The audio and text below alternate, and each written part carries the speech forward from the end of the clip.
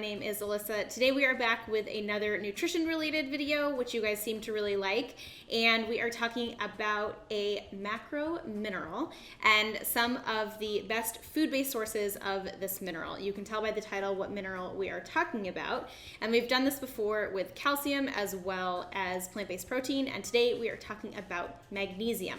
So we're going to talk today in this video about why magnesium is important, some of the signs that you might not be getting enough magnesium in your diet, and then some of the best sources, plant-based sources of magnesium. So I do just want to preface this video, and before we get into the kind of meat of the video, that I am not a doctor and I'm not a registered dietitian, so I am not sharing this video as a way to give you any sort of diagnosis or give you any health advice. This is more of just a awareness and educational video, and if you do potentially think that you are not getting enough magnesium in your diet, I would not change anything before getting your blood taken and getting results back.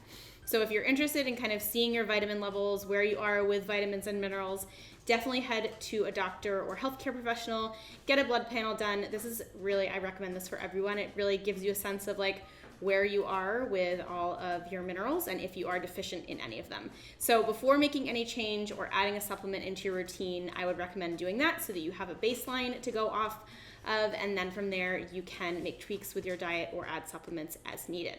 So that disclaimer being said, let's go ahead and dive into today's video and talk all things magnesium. So first things first, let's talk about why magnesium is important. Magnesium is a macro mineral, like I mentioned, and it is super important for a lot of functions inside the body, but one of the main things that it does is that it is involved in a lot of enzyme reactions inside the body, and it is responsible for providing energy as well as heart health, supporting heart health. So obviously those two things are incredibly important.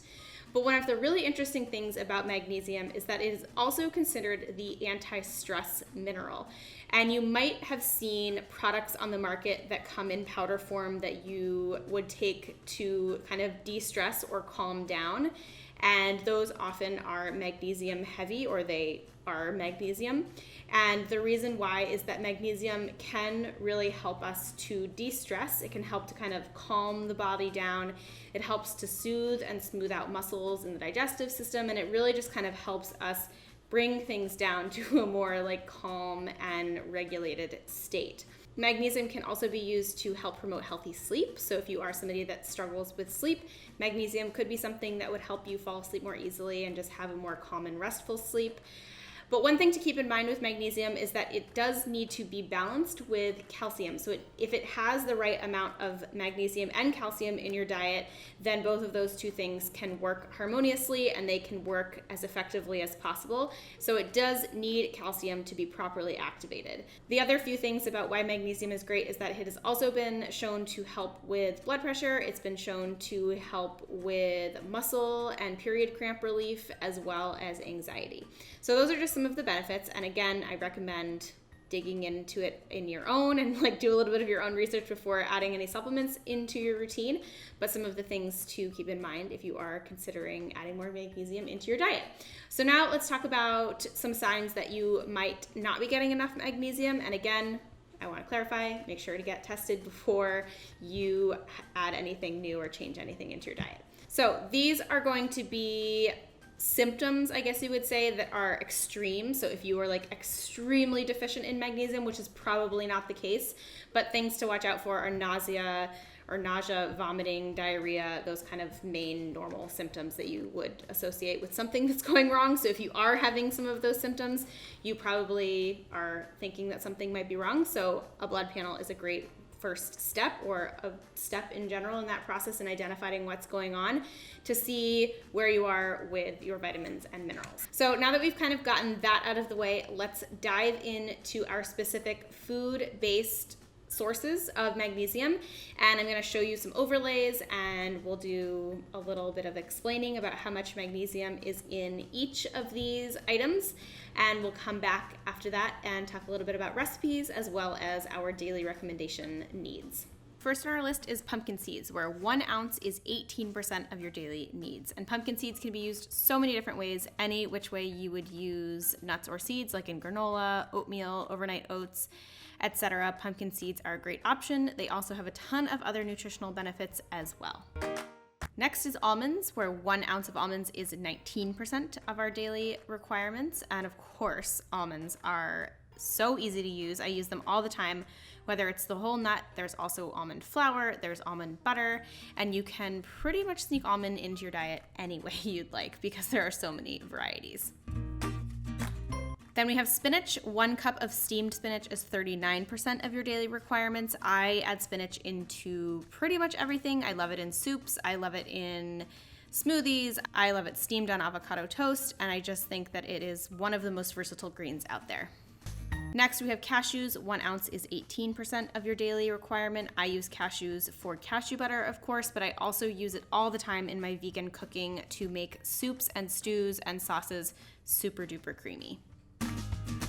Then we have peanuts. 1 ounce is 16% of your daily requirements. And peanuts, you guys know peanut butter, of course.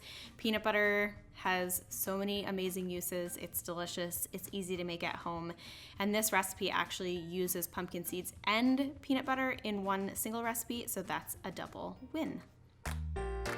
Next, we have black beans. 1 cup of cooked black beans is 30% of your daily requirements. And I use black beans all the time in my cooking. I have an Instant Pot version of black beans, which is delicious. I add it into salads. I use it for tacos. I think that black beans are absolutely scrumptious. Next, we have edamame, which is soybeans. 1 cup of edamame is 18%. I love using edamame in Asian-inspired dishes, so this is a quinoa salad. I also always order it whenever we get takeout sushi. It's a great little snack and it's high in protein. Next, we have dark chocolate, 70% or darker, and 1 bar is 58% of your daily requirements. Dark chocolate, how can you go wrong? I eat it all the time. I eat dark chocolate every single day. I love it, and I'm sure you guys love it. Just make sure to get 70% or darker. Going along that lines, we have raw cacao powder. 2 tablespoons is 12% of your daily requirement. And I use raw cacao powder for pretty much all of my chocolate baking, whether it's cookies, granola. I use it in smoothies all the time, muffins, etc. If I want to flavor something with chocolate, I use raw cacao. Next, we have avocado. 1 whole avocado is 15% of your daily requirements, and avocado is used obviously a million ways as well. I love it on avocado toast. I also will use it in smoothies or just eat it as a snack. Next, we have quinoa. 1 cup of cooked quinoa is 30% of your daily requirements, and got a lot of quinoa on the blog, folks, so if you need some inspiration, you can use a ton of my different recipes, but I think quinoa is super versatile. And lastly, we have oats. 1 cup of cooked oats are 15% of your daily requirements, and oatmeal is an easy way to use cooked oats. I have baked oatmeals. I have this kind of oatmeal, just a regular bowl, and this one particular is great because it has chocolate and peanut butter in it as well. So for the daily recommendation of magnesium, women need between 310 and 320 milligrams of magnesium. Men need 400 to 420. So now let's talk quickly about recipes. As you can see, a lot of the food-based sources of magnesium are really common ingredients and can a lot of times be mashed all together and put into a recipe. So if you are looking for ideas, some of the things I like to do is use oats as the base. So you saw that oats are a really great source of magnesium, and then add in some of the other magnesium-rich foods into that bowl of oats, like raw cacao, peanut butter, pumpkin seeds, and you can kind of build this magnesium-rich bowl of oatmeal for breakfast. Smoothies, of course, are another great way to do that. You can incorporate oats into your smoothies. You can incorporate spinach. You can add seeds. You can add peanut butter. So many options there. Thinking about something like a salad with quinoa and avocado and spinach and nuts and seeds is also a really great option. So as you can see from this list, there are so many ways to add magnesium into your diet, and I hope that you found this video helpful.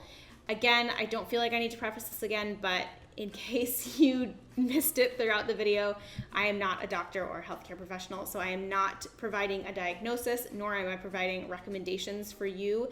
This is purely educational, this video. So I hope you still found it helpful and you found it interesting. If you have any questions, you can drop those down below.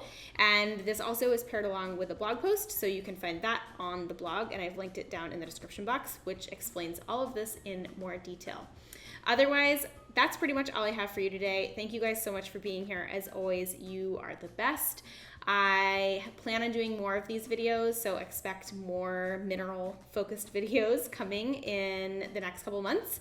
If you have any requests, you can drop those down below in the comments. And that's pretty much it. I will link the other ones that I've created down below, and yeah. Thank you guys for watching. I really appreciate you being here. Give this video a thumbs up, and don't forget to subscribe by clicking the red button that is right below this video. Otherwise, I'll see you in the next video. Bye!